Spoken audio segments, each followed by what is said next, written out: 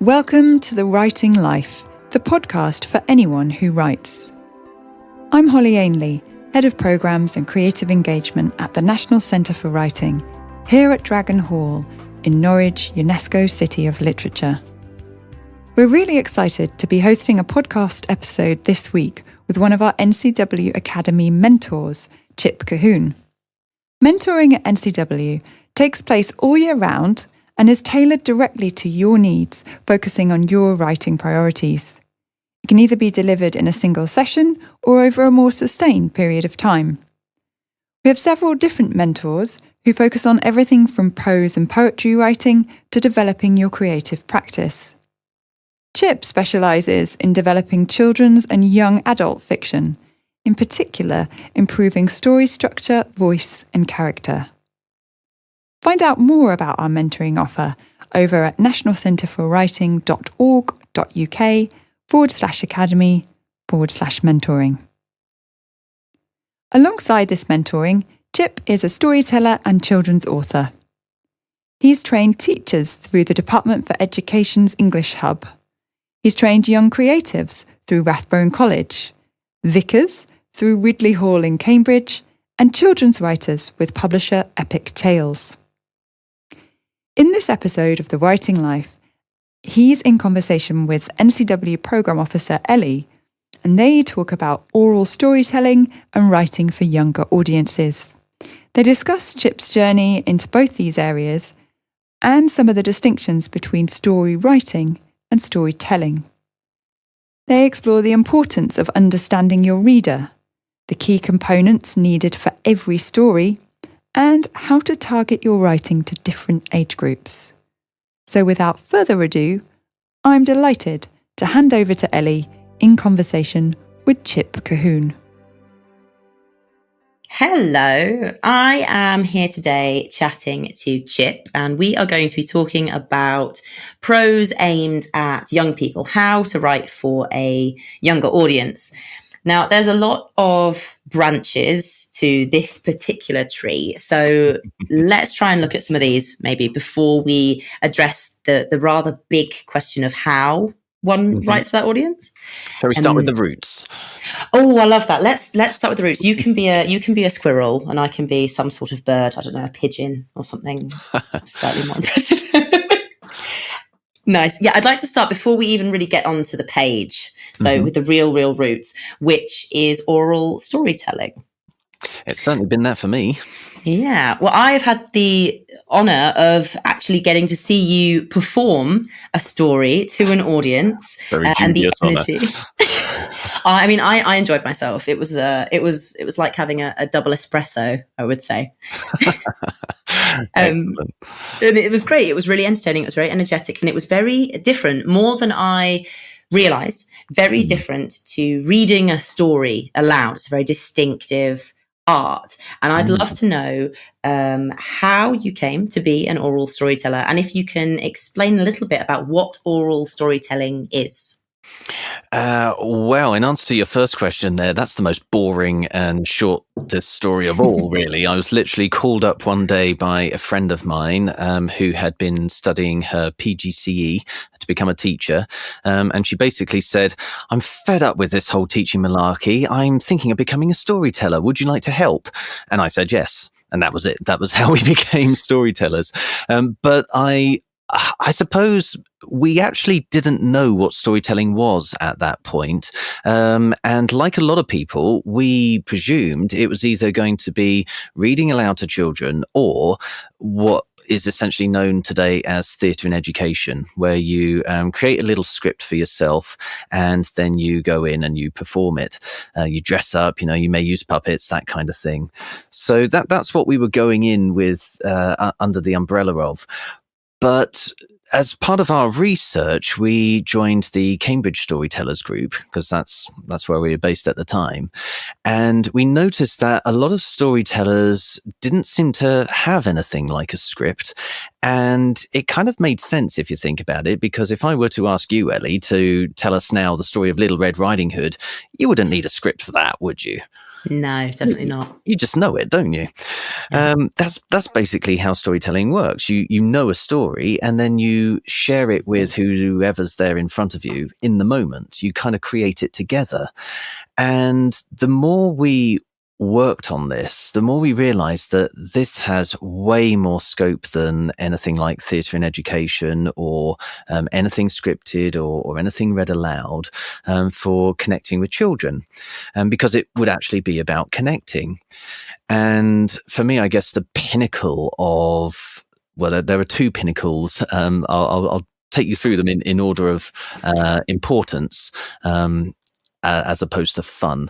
So the important, slightly less fun pinnacle was when I delivered a performance at the Edinburgh Fringe Festival, and we had a review from Primary Times, Children's Choice Awards, which basically said it felt more like a conversation than a performance, which is exactly what you're aiming for when you're storytelling. The more fun pinnacle was when I was sharing a story with a group of year 6 in a school not too far away from you folks there in Norwich. And it was the hardest group to share stories with, because these are children aged 10 to 11 who, after their SATs are out the way, they have no more reason to really be at school. They're now the oldest there in the school, so everyone looks up to them, and that means, stories are for the kids, the little is not for them. But I was there taking them through this story world, and we were building it together. And at one point in the story, which was essentially a variant of Hansel and Gretel, I slid off my chair in order to pick up the stones that the Hansel character was going to put in his pocket. And I farted enormously loudly. And the reason why I think of this as a pinnacle is because that was the kind of audience who you'd expect to just dissolve into hysterics at that happening. And yet not a single eyebrow raised, not a single lip quivered. They didn't notice that I had farted because they were so engrossed in the story. They were so invested in the characters that, reality just completely passed them by. And so in that moment, I was like, yep, made it. This is what storytelling is really about. If I'd done that as an actor on a stage, you can guarantee the whole audience would have just fallen apart. But with storytelling, you take them to a completely different place. My God, it's like the Oscars of oral storytelling, and you just won. That's brilliant. Thank you. And I might be baiting you ever so slightly with this question. But is oral storytelling for a particular age group? Yeah, I can see how you're baiting me with that one. Absolutely not. I mean, when we were going to those Cambridge storytelling meetings for our research, there weren't any children in sight. It was all for grown-ups. And if you think about it, it makes sense, because storytelling is the primary art form for all humanity. It underpins everything else. Whenever someone paints a picture, they're trying to tell a story. Whenever someone writes a book, they're trying to tell a story. Even it crosses into things like design and engineering, when we're trying to create a building that's going to attract a certain kind of person, or a bridge that's going to unite two different communities. There's always a story behind it. So it's completely cross-generational, as well as cross-cultural and cross-class, and all. There's no boundary that can't be shattered by storytelling. Oh, I love that. I completely agree as well. I mean, it's no secret that as children, lots of us will have really loved being read to, will have loved performance and a bedtime story. And, there's something about that creative mind that really enjoys a kind of an active delivery. And that is not something that goes away as a person gets older. Life just changes, and maybe we have less of those opportunities. I'm trying to convince my partner to read me bedtime stories before bed. I haven't one yet, but I have no intention of stopping. That's very true. Yeah, I could start, I suppose. but we will see. So to bring it to a younger audience, as someone who's got a lot of experience with oral storytelling, how has that impacted or changed the way that you write for a younger audience? Very good question. And to be honest, I started as an oral storyteller before I became a children's writer. When I was a child myself, I was writing stories for grown-ups, or at least I thought I was. At the age of about 16, I had a 250,000 word novel that I just finished, which was based on Greek mythology, kind of bringing it up to date with the modern world. And I sent it off to a publisher, and I'm so sorry, I can't remember which publisher it was, but it was one of the major ones. And so I know now how lucky I was to get a letter back from the editor. And her letter basically said that my writing sometimes looked like it was trying to appeal to children, sometimes looked like it was trying to appeal to adults, and I needed to pick. So at that point, I was like, right, I'm going to be an adult author. And I changed all of the stories I was writing. I started writing about the mafia in London and things like that. So when I started oral storytelling in 2007, I still was working on adult fiction in terms of my writing. And while I was working as an oral storyteller for children, I didn't really consider writing for that age group. The reason I got into the reason why, as an author, I ended up becoming a children's author first and foremost is because I think it was around about 2016, the History Press actually approached me because they have the Folktales series, which collects folktales from different parts of the UK. So there is already a Cambridgeshire Folktales, there's a Norfolk Folktales, there's folktales from pretty much every county. And they were wanting to start up a new series for children. Now, the way the History Press released this series is that they commission storytellers that they know to write them, because storytellers are the most connected with the folklore of a particular area. So they commissioned me to write Cambridgeshire folktales for children. And that was basically my breakthrough into children's writing, and I absolutely loved writing the book. There was one story I did some digging on in particular, which led me to write a proposal for the History Press with a second book, which is now in its second edition, because that one got to be so big. But if I recently picked up my first book, Cambridgeshire Folktales for Children, and I turned to one of the stories in there, and I read the first couple of paragraphs, and I thought, if I had written this and actually submitted it to a publisher to start with, there's no way it would have got picked up, because it just didn't appeal. I had written it like an oral storyteller. And as an oral storyteller, you're there with your audience, so you're developing a rapport. When you are writing, you don't have that opportunity. So you have to go straight to the hooks, the sort of neurological hooks, if you like, of what brings someone to absolutely love and invest in a story.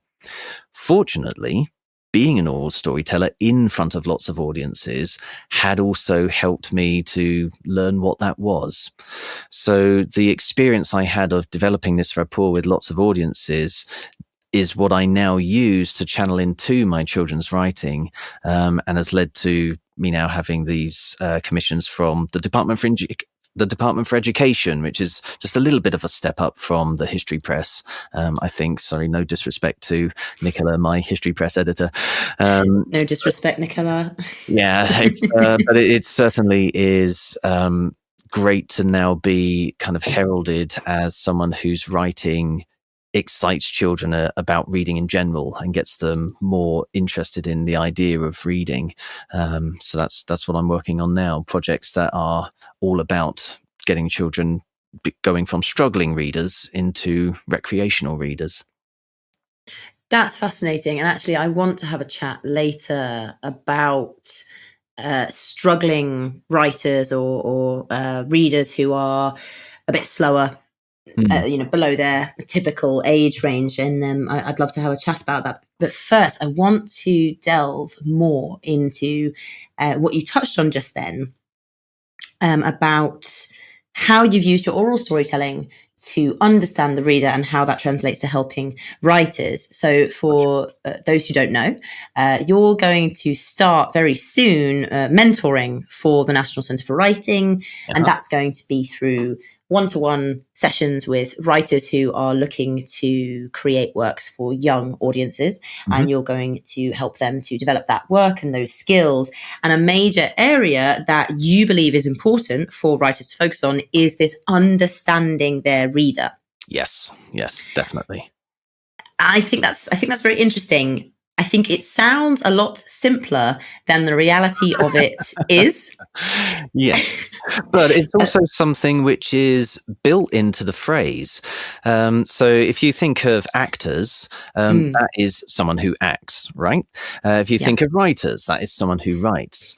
But as a storyteller, there's this telling part of it, which is built into the word. Storyteller is one word. I keep having to remind people this. It's not separate words. And what that means is, well, if you're telling something, what do you need to tell something? I need to make sure they're listening, I suppose. I need to know the facts. I need to know the why I'm telling it. Okay, now the first thing that you said there, you need to know that they are listening. What do you need in order to know that they are listening? Oh my goodness. I need a hook. Don't you? Yeah. You actually need an audience. You need people. You need some. You cannot tell a story without an audience. So built into the very idea of storytelling is this fact that it's a two-way process. You have someone who is telling and someone who is being told. Otherwise, we would be a story or a storyer. We are a storyteller. There is definitely the importance of the audience is there in the word. So when you are, so what I picked up really soon when I was developing a rapport with my audiences and I was starting to tell them stories is that no matter what an audience thinks their favorite story or their genre preferences are, I could actually get them really engaged in anything.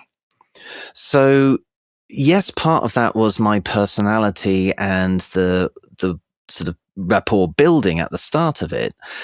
But another huge part had to be the story itself and what there would be in that story that could hook the audience. And I guess that's what led me to really start looking at the common denominators of every story, the things that really hook people and why. There were two moments in my storytelling journey that really highlighted this to me. And by complete coincidence, they happened at the same school. I was at a school in Soham where I was doing some sessions throughout the day. And for one of these sessions, as the class was brought in, I think these children would have been about 9 or 10. There was a young lad who saw me and immediately spurted out, "It's not football. I'm not interested." So, of course, what then happens is the teacher grabs that child and says, "Right, you're going to sit down by my feet." And that means straight away, all of these barriers are set up. He's not interested in the first place. He's been reprimanded and embarrassed in front of all of his friends. He's not allowed to be close to his friends. So many factors that should have prevented him engaging. And yet, by the end of the story, he was joining in just as much as everybody else. He had as big a smile as anybody else, and he was applauding as much as anybody else. So story had, like I said earlier, managed to break down all of those barriers. And I did leave that session thinking, how on earth did I do that? What actually happened there? There must have been something going on. And a little while later, I did a after-school pajama party for that same school. And this was for some of the younger children in the school. It was quite a local it was quite a local school to me at the time. So I got to go back after the weekend to collect my check because this is how long ago this story is from. And while I was a check. And while I was in the school reception waiting for the finance person, the lady in reception said, "Oh, you're the storyteller who delivered that pajama party on Friday, weren't you?" I was like, yeah, I am. And she said, "Do you know what? My son has never, ever wanted to put on his reading glasses before. And yet, after those 2 hours of hearing stories from you, straight away on Saturday morning, he was saying, 'Where's my reading glasses? I want to read.' He just wanted to get more stories." And I thought, that's amazing that just a couple of hours of storytelling from me, and bearing in mind what I said earlier, this isn't reading aloud. There wasn't a book in sight when I was telling all of those stories. And yet this kid had been inspired to read. Again, I was walking away thinking, oh, thank you so much for that feedback, but how? How on earth has this happened? What has storytelling got within it that is able to engage? And so, yeah, it started me off on this journey to basically figure that out. What is the science behind it? Why does it work? Because I knew if I could figure that out, then I could start doing it more and make sure that it always happens, and maybe help others to achieve to achieve those same effects. That's brilliant. So, I suppose the question is, have you figured it out? Would you say you've cracked the code, the science of storytelling? I think so. The truth, I'm sure, will be in the future when people look back and find out. But like I said, the English Hub, which is the Department for Education's body looking at schools in special measures for literacy and trying to help them, they certainly think so, because they got hold of some of the books that I was producing with illustrator Corky Paul over the pandemic. They saw all of the feedback from parents that these books had managed to engage their children in ways that they'd never known possible before. And they said, how can we get our teachers doing the same thing with the books that they already have at their disposal? So yeah, that's what I hope that's what I hope I'm going to be able to bring to the National Centre for Writing mentoring team, is all of the benefits of this research to share with aspiring writers coming to you folks. That's fantastic, because you're going to ask me what they are now, aren't you? I think I'll say, if anybody, wants to know, they'll have to book a session. I think I'm going to be mean. I'm going to keep all the gold for myself, like a dragon. Do you want a little taster though, just so that maybe give us a cheeky taster? Go on. Okay. Well, you tell me, Ellie, if I said to you that the most important elements of any story begin with the letters B, M, E, what would you say every story needs to have? Something starting with B, something starting with M, and something starting with E. Okay. I can guarantee you there are loads of primary school teachers listening to this right now who are just screaming at the podcast player, saying it's obviously... Is it... Oh, there's so many words that start with these letters. Any story. Okay. Is it... Not background, not bold. See, it's really beautiful asking this question to a writer, because you're approaching it way more creatively than. Yeah, my brain's gone to plot and to character and to pace and to all of these things, which I'm sure is me barking up the completely wrong tree to the one that we are, climbing today. Well, actually, not. It's actually you barking up the right one. Most people, I'm sure, would hear BME and say beginning, middle, and end. You see. I see what you mean. And if we were on QI, that would be the answer that gets the nice big klaxon, because that's the one that everybody in primary school has probably heard said again and again and again. I apologise to the primary school teachers at QI. I would never want to offend anybody at QI. I'm a big fan. Beginning, middle, and end. Okay. Yes, which is not the correct answer. It's the obvious answer. So obvious that Ellie didn't get it because she's way too creatively minded and was trying to think of something original. Thanks, Chip. That's far too kind. But I mean, if you think of it like beginning, middle, and end, that thing that we're told every single story needs to have, it obviously isn't true, because hardly any of Shakespeare's stories start at the beginning, do they? You know, he always jumps us in right in the middle of the action. And if endings were important, Coronation Street would have just lost its audience years ago. This idea of beginning, middle, and end is important if you're trying to construct a narrative where you do literally have event. There has to be a first one, there has to be a last one, obviously. But when we're telling a story, there's way more to it than that, quite clearly. Because if you were to say, start telling the story of your day, and it was just you waking up, switching off the alarm clock, grabbing your coffee, getting out the door, going to work, doing all of your boring work stuff, then going home again. No one's going to want to listen to that. They're going to want to hear about the struggles that you had during the day, the car accident that you had, or the moment where you got jogged at work and spilt coffee all over your computer, and bits and pieces like that. So what I've started to do is use this BME to give you the very simple 3 elements that every single story has as a common denominator, if it's going to be a story that your audience will find engaging. So do you want to know what these are, Ellie? Ooh, listen up, people. I'm ready. Go for it. Well, the B is for something bad. We need bad things to happen, don't we? Yes, we See if you can think. Yeah, yes, we do. See if you can think of a story, a story from folklore, a story that's been around forever, a story that everybody loves, where nothing bad happens. You can't do it. No, not Even a good the hungry one. caterpillar gets a tummy ache. Even the Teletubbies, one of their famous phrases is "uh-oh." You know, it's always there, this bad thing, this bad element. So you've got to have that. Another really important part, which is kind of related to that really, is the message. The reason why we have the bad thing in stories is because of how important stories were in our survival. We developed stories as a survival technique, which is what I was talking about at the City of Literature, wasn't it? When I was there. That was when I got to hear this oral storytelling for myself. That was very much the topic.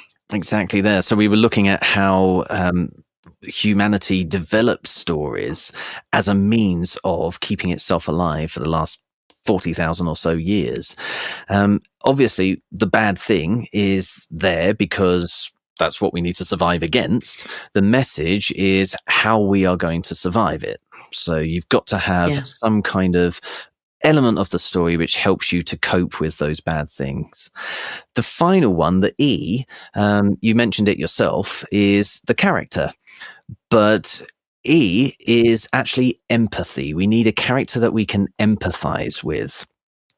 If you have a character like Sherlock Holmes, for example, who has got this superhuman ability to just walk into a room and instantly know everything about everyone and very quickly solve all of the problems, well, people are going to switch off very quickly from a story like that, because you just can't get into that sort of mind yourself. You will be going into that situation and thinking, okay, this is just way too unbelievable. Or you'll go into it and think, well, there's no way I could do that. So what's the point of me reading this story? You know, I'm not going to be able to learn anything here. This person is far too arrogant for me to fit in with their mindset. That's why Sir Arthur Conan Doyle made the very clever decision to actually tell those stories from the point of view of... Yeah, of course, from his best buddy. Dr. Watson. Dr. Indeed. Watson. Who is constantly there going, wow, did you see what Sherlock just, wow, isn't that amazing? He's just, oh, wow, like he was able to work that out from a wow. Yeah, and Dr. Watson is us seeing how Sherlock is so incredible and marveling at it. So we have that empathetic connection into the story. And whenever Sherlock explains something to help Watson understand, we are also helped along and we understand as well. And you can sort of track this by the criticism and sales of Arthur Conan Doyle's work. Because the very final Sherlock collection, which was the only one to have 2 stories which are written from Sherlock's point of view, is the one that had the worst sales and the most adverse criticism.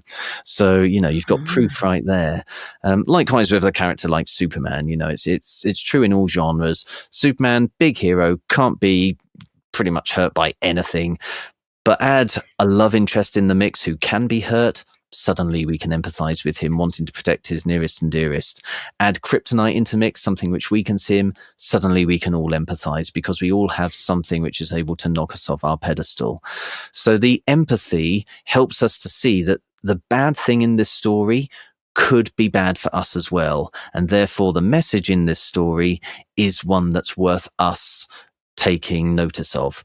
Those 3 elements combined are like the holy trinity of stories. As long as you've got those, anyone could be interested in your story. And then it's just a question of, making sure you've got the great writer's voice, that great and elusive writer's voice, which there are also elements of storytelling that have helped me to figure out and hone. But maybe we'll save that for the folks who actually sign up to the mentoring scheme, shall we? I think so. I think you've been more than generous. I've certainly been scribbling that down, even though I have absolutely no intention of writing a children's book anytime soon. I might have to change my mind. I have to It's not just children's stories, though. I mean, these are the core elements of all stories. So, yeah, you could easily use this in your adult fiction as well. No, definitely. I mean, Sherlock Holmes is not for 4-year-olds. Although any 4-year-olds that are enjoying Sherlock Holmes, I praise you. Very impressive. Don't stop reading. And I've also used these very same principles when talking to folks like Nestle and Best Western about their marketing strategies. If you're wanting to hook an audience into pretty much anything and you appeal to those elements, those neurological hooks, you can do it. You can engage folks in anything.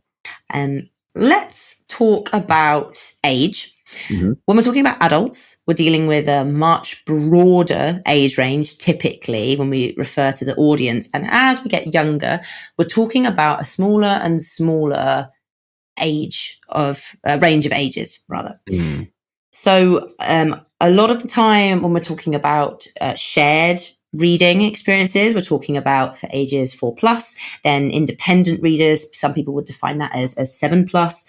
Lots of local libraries, they have their own separate shelves with a specific age that those shelves are appropriate for. So for writers who are trying to work out what age their story is appropriate for, what is your guidance? Is there any industry standards that you're aware of? Where do they even begin to work out who that story is appropriate for? Because that sounds like that's something that you in the past have had to work out for yourself as well.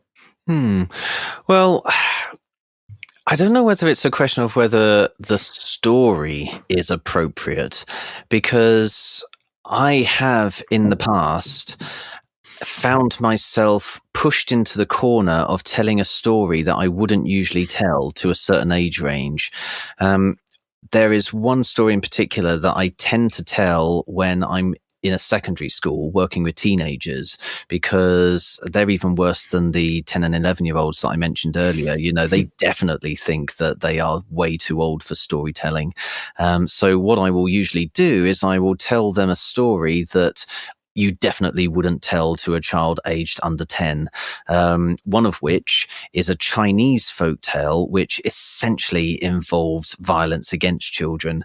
A father ties up his children in their house, sets fire to the house, and then walks away and, leaves them screaming until they die. But another thing that I tend to do when I go into primary schools is I have a little bit of rapport with the group in front of me at the start to find out what kind of story they want to hear.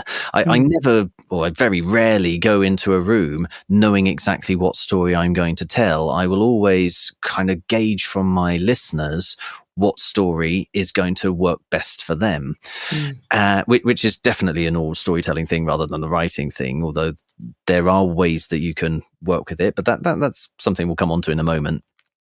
The thing is, in one of those sessions, I had a group in front of me who were aged 8 to 9. And from the questions I was asking them and the feedback I was getting back, the only story I had come into my head was that one that I would tell to teenagers with the child burning and everything. And because I literally couldn't get any other story in my head, that was the story I ended up having to tell. With the teacher sitting in the room as well, all proper safeguarding measures in place. Now, obviously, I adjusted my language. So it wasn't quite as graphic in places as I would be for teenagers. But the core elements of the story were exactly the same. Those children were still tied up. They were still left to burn to death. And the story, which you probably won't be surprised to know doesn't actually end well, still had its unhappy ending. And I remember so vividly when I finished telling that story to this group of 8 and 9-year-olds, there was a little bit of a pause, a little bit of silence as this finality set in. And then suddenly they just erupted with applause. And children are so surprising. I know. And we ended up having a discussion about, whether the story was true, what the morals were in the story and so on. And straight afterwards, it was actually my break. So I went into the school staff room and I was busy making myself a coffee. I turned to see the teacher of that class approaching. I was like, okay, here it comes, the condemnation. We have complaints about nightmares and so on. And literally all she said was, how on earth did you keep them still for a whole half hour? I've never seen them that attentive. So either she didn't mind the story that I told, or it had actually gone completely over her head because she was just mesmerized by the amount of attention that the children were giving. I don't know. But the fact is that this illustrates how it's not so much that the story needs to fit the audience, it's that the way you tell it needs to fit the audience. So again, we come back to the fact that telling is an important part of this. And I think this is where you do start to see the distinction between being an author and being a storyteller who writes, because an author has their story that they want to tell. They have a way that they want to tell it. They put it out that way. And there may well be people who pick that up and who are instantly engaged with it and appreciate it. And, it's absolutely perfect for them. The storytelling author will think more about, who do I want to hear this story, or who do I want to read this story? How am I going to make sure that it appeals to these particular people? And whenever I've done mentoring for children's writers in the past, or any kind of writer, in fact, that's always where we start from. Children's writers usually want to write for children. They know that their story is going to be important for people of that age range in particular. So we start thinking, okay, how can we make sure this story is going to appeal to that particular age range? And it really does come down to things like language and length. I tend to think of it in terms of the concentration ability of your readership, rather than necessarily their physical age, because I imagine that this is quite an erudite podcast. I imagine many of the folks listening to this podcast won't be surprised to hear me say that when I was in primary school, by the time I finished primary school, I'd already read all of the Ian Fleming James Bond books, the original 14. So there's no way they would have been recommended by any teacher for the content that they had in them. But I was absolutely capable of reading and understanding them, as I'm sure many of your listenership would have done, because we have that love of story, which makes us want to focus and concentrate and get through the bigger books. When I went into the library and asked for Jurassic Park and they gave me the edition of the movie, I was like, no, I want the original Michael Crichton one, thanks. And they were like, are you sure? It's a pretty big book. I was like, that's the point. That's what I want. So, it comes down to, okay, who are we trying to appeal to here? When I'm writing a children's novel, I'm expecting that my readership are already going to have a certain love of story already. So I know I can be a little bit longer with it. I know I can use a little bit of a richer vocabulary, because they've already got that love of story. And so I want to focus on giving them an enjoyable adventure. With children who are maybe struggling readers or new readers who are trying to move into being recreational readers, I'm not going to shy away from having an exciting adventure, of course, but I'm going to maybe give them a short story, because they're not yet at the level of concentration where they know what to look for in a first chapter. They're going to be wanting to get into the meaty stuff as quick as possible. So that's what we do. We give them a short story so that they get the entire experience of beginning, middle, and end. They feel how satisfying an end feels. Then that makes them want to go on to the longer stuff, so they can delay that gratification a little bit more.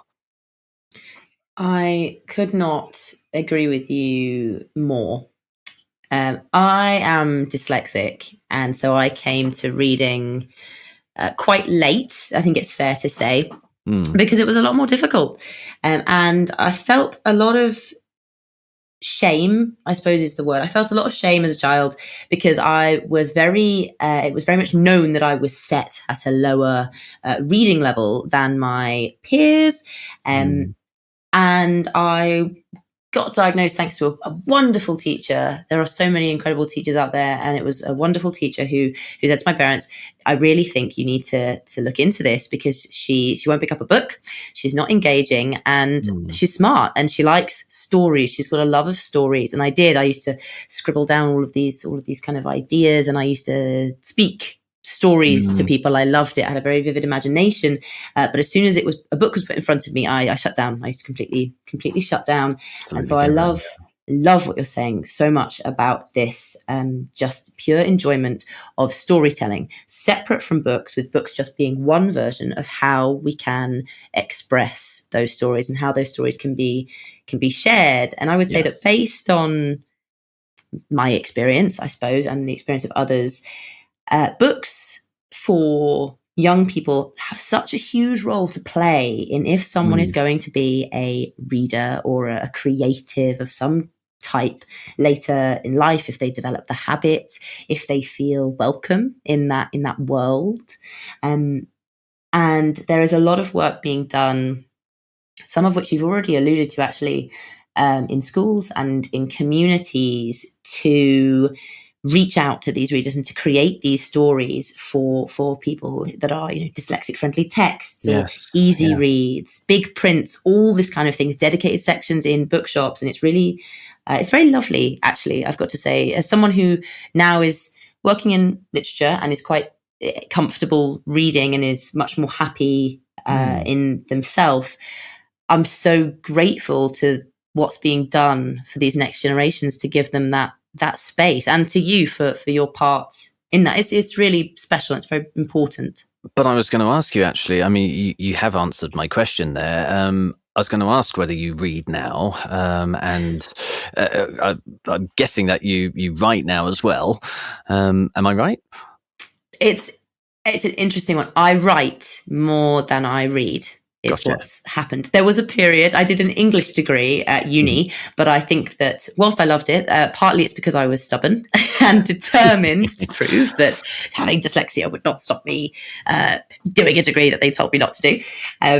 So maybe there was a little bit of that. That's actually the point I wanted to make. It's that it was your love of story that powered you into reading, even though it was a challenge for you.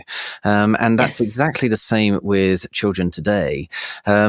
We've in the last 7 years, I think it's been, we've had reading for pleasure on the curriculum in schools. And it started because pretty much 10 years ago to the day, we had that big report from the Institute of Education saying that reading for pleasure is like the biggest common denominator for kids who succeed, way more important than socioeconomic background and all of that stuff. So, the government were like, okay, quick, let's put reading for pleasure on the curriculum. Literacy now has 3 strands. You learn your phonics, you learn your comprehension, and you have to read for pleasure. And so the recommendation that all schools were getting was make sure children have 15 minutes a day to read for pleasure. The thing is, if you are a child like you probably were, Ellie, where you hear you've got 15 minutes now to read for pleasure, what you're going to actually be hearing is you've got 15 minutes to read. And it's not, exactly. It's not exactly something that is going to fill you with abundant joy. And so in the last 7 years, what we've seen is that reading standards have actually gone up. They've crept up by something like 4%. So nowadays, there are 75% of kids who are leaving primary school capable to read. That still means the whole quarter of the country can't, though. And the Literacy Trust, the NLT, they've done surveys which show that enjoyment of reading has actually gone down by 11% in the same time. So we've been getting this teeny tiny little increase in reading skill and an absolute dearth in reading enjoyment. And I think it's partly because the fun has been taken out of it. The more you bring the fun of the story, the more you make it a communal experience between teacher and learner, or parent and child, which is, again, putting the telling back into storytelling, the more you are going to get the enthusiasm that powers the learning, the desire to make it, even if the world is against you, or your, in some cases, your body is against you, as I guess it was for you. Yeah. I think that is true, and school has an interesting role to play in that, and we won't delve into it now, because that's enough for let alone a podcast, a series of its own. There's enough content there. Certainly is.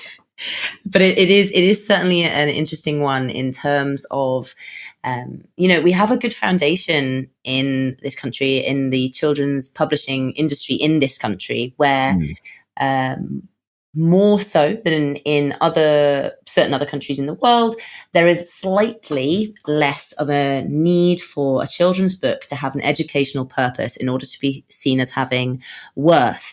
By that, I mean a sort of an academic educational purpose. They can be for the purpose of inspiring, or looking at morals, or even if we're talking about YA, a lot of it is escapism, which for teenagers is hugely appealing. Absolutely. For reasons that are obvious.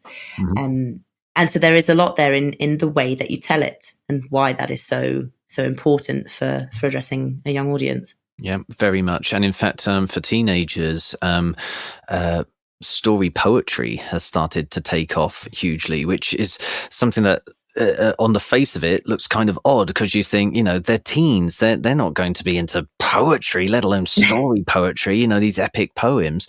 But actually, what is a teenager but someone who is looking for their own way to navigate the world, and they're wanting to experiment with different and new things. So, that's why when something new and different comes along, teenagers are usually the first ones to actually grasp it.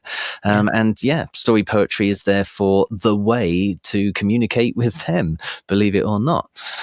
Yeah, it's wonderful. There's a huge amount in terms of understanding the reader, so much. And I think what we need to be doing as writers is thinking, okay, we're certainly not going to sacrifice the story. We don't want to be necessarily making all of these moral-based tales, or really epic, long spanning adventures like the Harry Potters that are out there.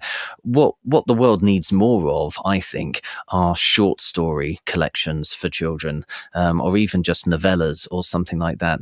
Because today, when so much is being thrown at children, both by their schools and by just the general world, they're having stuff on their iPads, they're having stuff on TV, so much that they can stream and so on.